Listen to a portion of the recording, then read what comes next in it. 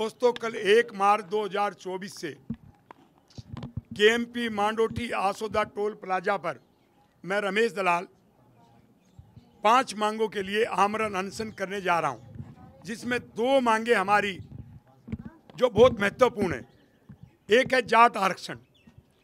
जाट आरक्षण 11 राज्यों में मिला हुआ है। मैं आपको बोलता हूं, हिमाचल दीप शिक्षा का जले, हर बच्चा स्कूल चले, हो सवेरा मिटे अंधेरा, एक नया अभियान है, स्कूल मेरा। पंजाब के सरकारी स्कूल विश्व स्तरीय सुविधाओं से संपन्न हो रहे हैं। आप भी अपने बच्चे का दाखिला जरूर कराएं। बेहतर शिक्षा, बेहतर परिणाम, सरकारी स्कूल पंजाब का मान। चल बिहार, उत्तर प्रदेश, दिल्ली, राजस्थान, गुजरात, मध्य प्रदेश इत्यादि 11 राज्यों में, उत्तराखंड, इनमें आरक्षण मिला हुआ है। और केंद्र की सूची में राज्य के अलावा वो राजस्थान और गुजरात के जाटों को आरक्षण मिला हुआ है, सिर्फ राजस्थान के धौलपुर और भरतपुर को छोड़ करके। लेकिन हरियाणा के जाट को आरक्षण क्यों नहीं? उसको पाकिस्तान का जाट क्यों समझा जा रहा है? जबकि विभाजन से पहले जो दिल्ली को आरक्षण मिला 1931 की जनगणना के आधार पर, तो दिल्ली हमारे संयुक्त पंजाब का हिस्सा था, लाहौर राजधानी थी। तो एक ही गोत्र के जो परिवार हैं, जैसे छीलर गोत्र, मानुसी छीलर को आप सब जानते हैं, तो मानुसी छीलर का जो गांव है वो गांव तो हरियाणा में है, और जहां से उनके दूसरे जो गांव हैं वो दिल्ली में। आधे गांव छीलर गोत्र के दिल्ली में, आधे हरियाणा में।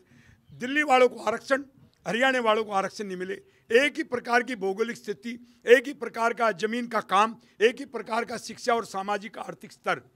तो ये सरेआम भेदभाव है जो आर्टिकल 14 अपने संविधान का वो इजाज़त नहीं देता इस प्रकार के भेदभाव को। तो हमारा कहना है कि केंद्र की सूची में सभी जितने भी हमारे जाट हैं 12 राज्य के, उनको शामिल किया जाए। अभी गुजरात और सिर्फ राजस्थान है। और राज्य की सूची और केंद्र की सूची में हरियाणा के जाटों को शामिल किया जाए। इसलिए हम आमरण अनशन कल से 1 मार्च 2024 से कर रहे हैं। दूसरी हमारी मांग है समगोत्र विवाह। समगोत्र विवाह, उससे समाज में द्वेष फैल रहा है, ओनर किलिंग बढ़ रही। क्यों बढ़ रही है? कि एक ही परिवार में जो 4 पीढ़ी पहले एक परिवार था, 5 पीढ़ी पहले, उनमें रिश्ते बहन और भाई के हो रहे हैं। कानून मान्यता देता है, सरकार सुरक्षा देती है, फिर होनर किलिंग होती है, 2 परिवारों में दुश्मनी बढ़ती है, और हरियाणा का वातावरण पूरा का पूरा बिगड़ गया है। इसलिए समगोत्र विवाह को अवैध करार करना चाहिए। और ये बीमारी 1940 में शुरू हुई थी। पहला कानून 1940 में नेशनल असेंबली, जिसको संविधान सभा में बदला गया, तब ये कानून आया था। अंग्रेजों के समय का एक गलत कानून है, उसको तुरंत बदलना चाहिए। और भी हमारी जमीन अधिग्रहण से संबंधित मांगे हैं, लेकिन 2 मुख्य मांगे हैं। और हमने जो कल 1 मार्च से आमरण अनशन में आरंभ करने जा रहा हूँ, रमेश दलाल के, उसमें अकेला मैं ही बैठूंगा, और को हमने इजाज़त नहीं दी। आमरण अनशन क्यों कर रहे हैं? क्योंकि 2016 की तरह कभी जाट आरक्षण एक तांडव पैदा नहीं कर दे। क्योंकि भेदभाव करने से पूरी कम्युनिटी नाराज बैठी। और अकेले हम जाट की बात नहीं कर रहे हैं, हम 6 बिरादरियों के आरक्षण की बात कर रहे हैं, जिसमें त्यागी, रोड, बिश्नोई, मूला जाट और सिख जाट शामिल हैं। इन सबको आरक्षण मिले।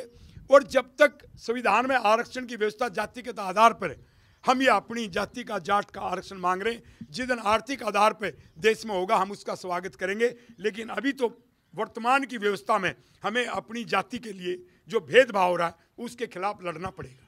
ये जो आप कह रहे हैं कि आर्थिक आधार पर जब देश में होगा तो हम उसमें आ जाएंगे या उसके लिए तैयार होंगे, लेकिन आपको लगता नहीं कि किसी भी जाति विशेष के लिए आरक्षण की मांग होना और उसके लिए फिर लड़ना आजकल कितना उचित रहेगा? क्योंकि आर्थिक आधार ही सबसे बड़ा आधार नहीं होना चाहिए।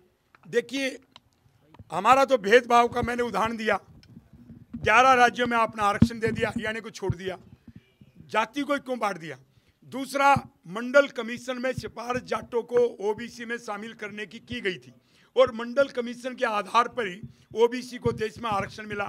मंडल कमीशन के जो पैरा नंबर 9.25 मैं पैरा कोट कर रहा हूँ, उसमें लिखा हुआ हरियाणा के हायर जाट समकक्ष है, और इनको न ओबीसी में डाला गया है, न शेड्यूल कास्ट, न ट्राइब में। कम से कम इनको ओबीसी में डाला जाए।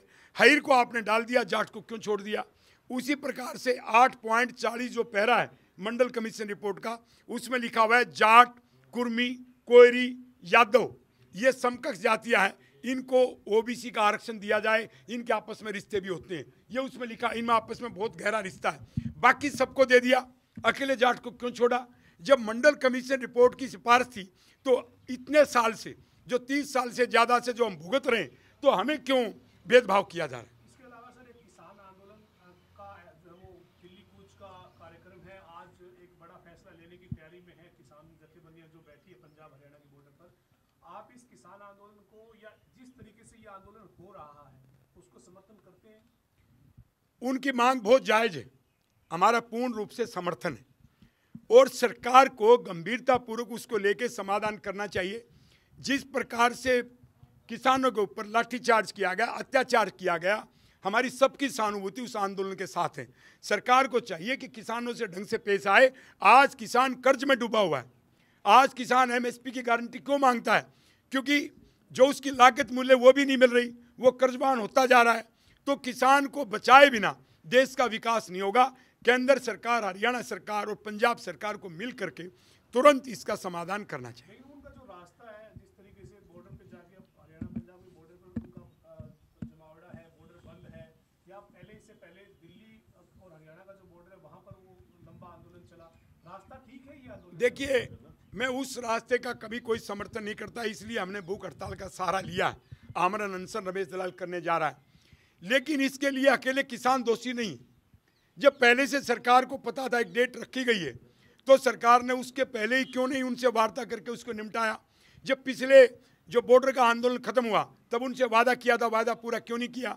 तो इसमें जहां एक तरफ जनता को असुविधा हो रही है, उस असुविधा के लिए जो भागीदारी है वो सरकार की भी है।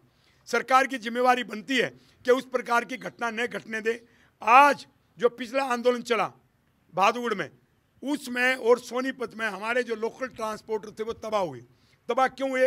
किसानों की मांग तो अपनी जगह थी और सरकार ने बॉर्डरों को सील कर दिया, और जो ट्रांसपोर्टर थे वो सब बर्बाद हो गए। जिसकी 20-20 गाड़ियाँ थी, ऐसे लोगों को मैं जानता हूँ, उसकी 1-2 रह गई और वो कर्जबान होकर बैंकों ने उठा ली। तो कितना बड़ा उद्योग का, ट्रांसपोर्टर का नुकसान हुआ है। तो सरकार को इन चीज़ों से बचने के लिए इनका समाधान करना चाहिए। उसके लिए किसानों को अकेले दोष देना वो ठीक नहीं है। किसानों की मांगे जायज़ हैं, तरीका क्या हो उसको तो सरकार वो मिलजुल के निकाले। हमसे जुड़े रहने के लिए हमारे YouTube चैनल को सब्सक्राइब करें और नई वीडियो की नोटिफिकेशन के लिए बेल आइकॉन को दबाएं। अगर आप ये वीडियो Facebook पर देख रहे हैं तो लाइक जरूर करें और ज्यादा से ज्यादा शेयर करें। धन्यवाद।